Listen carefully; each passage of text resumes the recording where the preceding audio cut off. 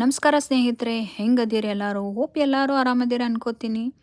Last ವೀಕರ ನಮಗೆ snow ಆಗಿತ್ತು ರೀ, ಮತ್ತು ಈ ವೀಕ್ ಮತ್ತೆ ಸ್ನೋ ಆಗಾಕತ್ತೈತಿ. ಬಟ್ ಲಾಸ್ಟ್ ವೀಕ್ ಸ್ವಲ್ಪ ಆಗಿತ್ತು, ಈ ಸಲ ಹೆವಿ ಸ್ನೋ ಆಗಾಕತ್ತೈತಿ. ಇದು ಸ್ಟಾರ್ಟಿಂಗ್ ಸ್ಟೇಜ್. ಇದನ್ನು ನೋಡಿದ್ರೆ ನನಗೊಂದು ಒಡಪ್ ನೆನಪು ಬಂತು ನೋಡ್ರಿ.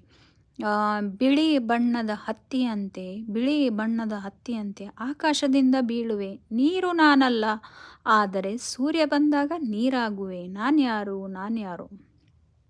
ಸೊ ಇದರ ಆನ್ಸರು ಸ್ನೋಫಾಲ್. ಇದು ನೋಡ್ರಿ, ನಿಮಗೆ ಹತ್ತಿರಿಂದ ತೋರಿಸ್ತೀನಿ ನಾನು. ಕಾಟನ್ ಥರನ ಸಾಫ್ಟ್ ಸಾಫ್ಟ್ ಇರ್ತೈತಿ ಇದು. ಇದು ಈಗ ಬಿದ್ದಾಗ ಹಿಂಗಿರ್ತೈತಿ. ಆಮೇಲೆ ಕ್ರಮೇಣ ಐಸ್ ಆಗ್ತಾ ಹೋಗ್ತೈತಿ. ಅದು ಸ್ಲಿಪ್ರಿ ಆಗಿಬಿಡ್ತೈತಿ. ಆಮೇಲೆ ನಮ್ಗೆ ಅಡ್ಡಾಡೋಕ್ಕೂ ಒಂದು ಸ್ವಲ್ಪ ಹೆದರಿಕೆ ಆಗ್ತೈತಿ. ಯಾಕಂದ್ರೆ ಬಿದ್ದು ಸುಮಾರು ಜನ ಫ್ರ್ಯಾಕ್ಚರ್ ಮಾಡ್ಕೊಂಡಾರ. ಇಲ್ಲಿ ನೋಡ್ರಿ, ನನ್ನ ಮಗ ರಿಪಬ್ಲಿಕ್ ಡೇದ್ದು ಈವೆಂಟಿಗೆ ಪಾರ್ಟಿಸಿಪೇಟ್ ಮಾಡೋಣ. So practice ನಡೆಸಿದ್ದವ.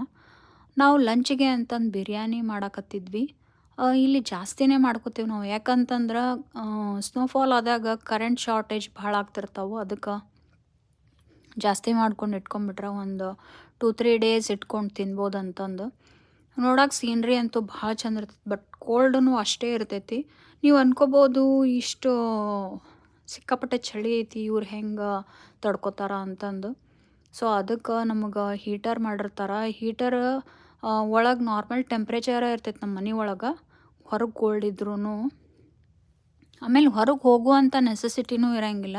ನಾವೆಲ್ಲ ಫಸ್ಟಿಗೆ ತಂದು ಇಟ್ಕೊಂಡ್ಬಿಡ್ತೀವಿ, ಯಾಕಂದ್ರೆ ಹಿಂಗೆ ಆಕ್ಕೈತೆ ಅಂತಂದು.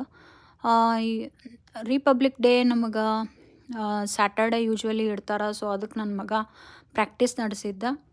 ಹೋಪ್ ನಿಮ್ಗೆ ಈ ವಿಡಿಯೋ ಇಷ್ಟ ಆಯಿತು ಅಂತ ಅನ್ಕೋತೀನಿ. ಇಷ್ಟ ಆದ್ರೆ ಪ್ಲೀಸ್ ಸಬ್ಸ್ಕ್ರೈಬ್ ಮಾಡಿರಿ, ಶೇರ್ ಮಾಡಿರಿ ಅಂತ ಕೇಳ್ಕೊತೀನಿ. ಸೊ ಫೈನಲಿ ನಮ್ಮ ಬಿರಿಯಾನಿ ರೆಡಿ ಆಯ್ತು ನೋಡ್ರಿ. Thank you for watching. Bye bye.